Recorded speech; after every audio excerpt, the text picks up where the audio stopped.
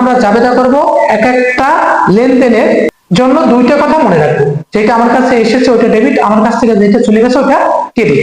আর যখন আমি হিসাবটা করব তখন মনে করব এই হিসাবটার আমি পরিচালক, কিন্তু মালিক আমি না, আরেকজন ব্যক্তি মালিক আছে। তাহলে মালিক আমাকে দিছে 90,000 টাকা দিছে প্রথমে, আর 2,50,000 টাকা আসল দিছে।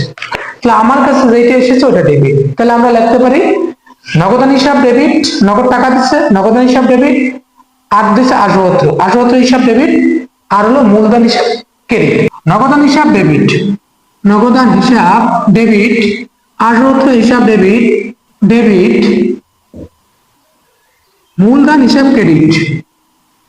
মূলধন হিসাব নগদ আসলো 90,000 টাকা, টাকা সুদ লেখো 90,000, 2,50,000 আছে 78, লিখলাম 2,50,000 78, আর এই দুইটা যোগ করলে হয় 3,40,000। 3,40,000 আমার মূলধন, মূলধন 90,000 আর হলো 2,50,000 হলো 3,40,000।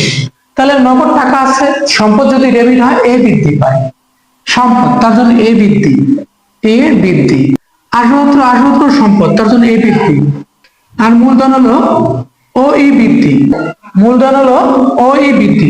জাবেদা ছিল নগদান হিসাব ডেবিট, 78 হিসাব ডেবিট, আর মূলধন হিসাব ক্রেডিট। নগদান হলো সম্পদ তার জন্য এ বৃদ্ধি, 78 সম্পদ তার জন্য এ বৃদ্ধি, আর মূলধন হলো মালিকানা সত্ত্ব বৃদ্ধি তার জন্য ও ই বৃদ্ধি।